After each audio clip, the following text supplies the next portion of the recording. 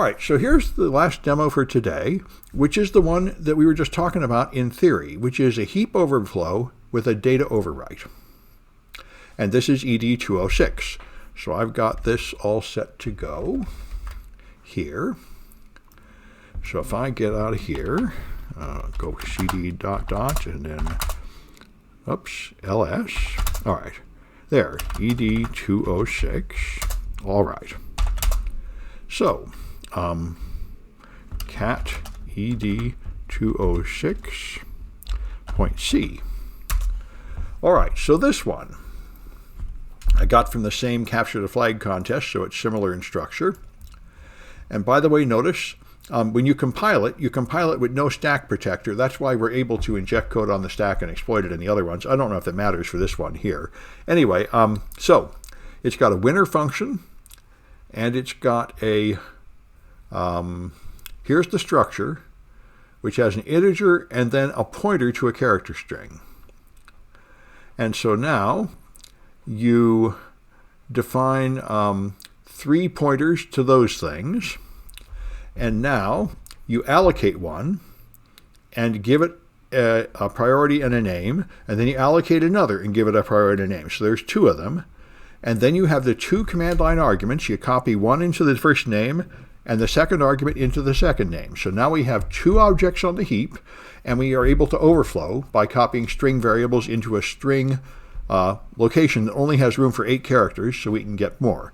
And the point is, then you exit the program, and when you exit, it will try to free those.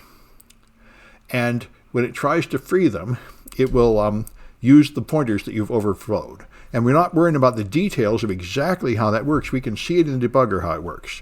So this is the program. So if you run that, ED206, it's going to tell you have to have 2 strings, string 1 and string 2. So I can give it AAAA and BBBB. Okay, and then it just runs normally and doesn't crash. But if I make it longer, it will crash. Let me go to my instructions. I think I just need to go up to F. Yep. Yep, this one here.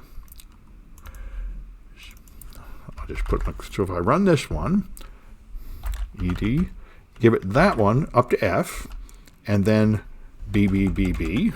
I guess I'll use G's. Now it crashes. So I'm able to cause some kind of memory corruption here. Some of this stuff overwritten something that caused it to crash. So I put it in the debugger.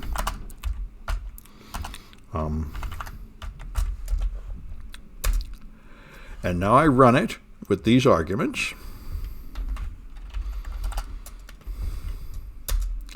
And it crashes.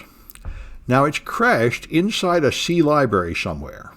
But I don't really care where it is. All I care about is what instruction it was trying to execute. So I examine 2 instructions at the EIP. So here's the instruction that made it crash. It was trying to move whatever's in EAX into the address in EDX, and then it crashed. So if I just look in the registers,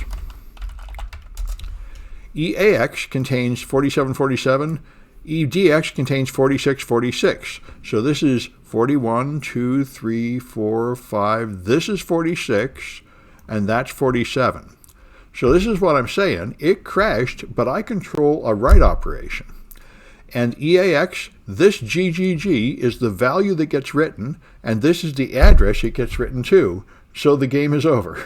I now control an arbitrary write operation by just putting the value here and the address there.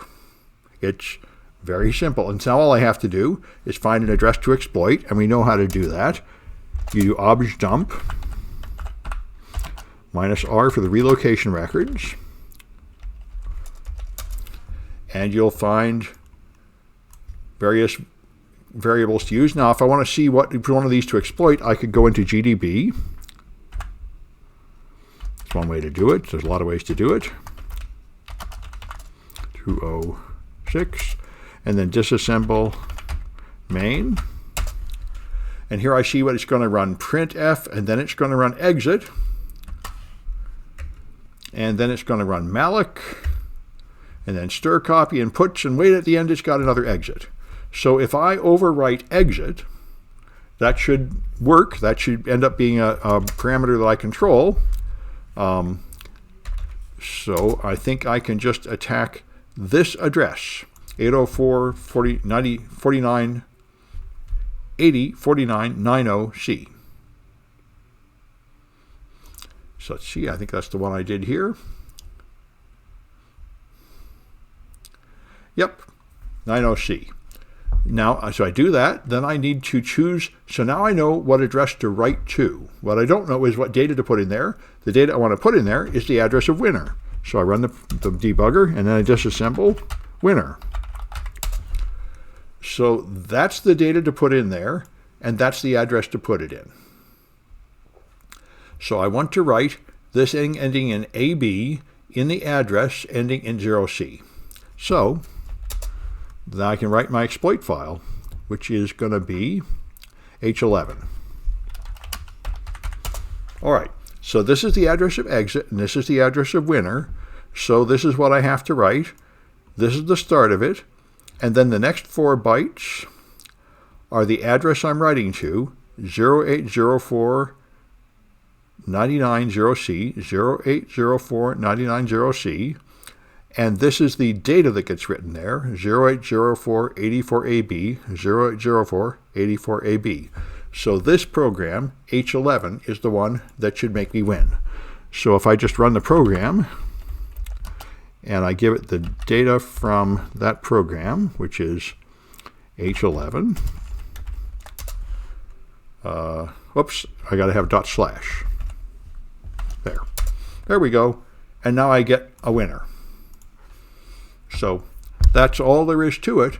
But you know, it took me a long time to get used to using the debugger this way. But it's very nice. I don't really need to understand exactly what overflowed, exactly what part of the heap structure was hit. I just let it crash, and then I look at what instruction made it crash.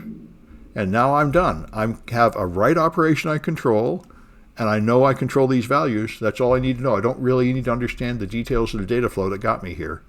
That's why it's pretty fun.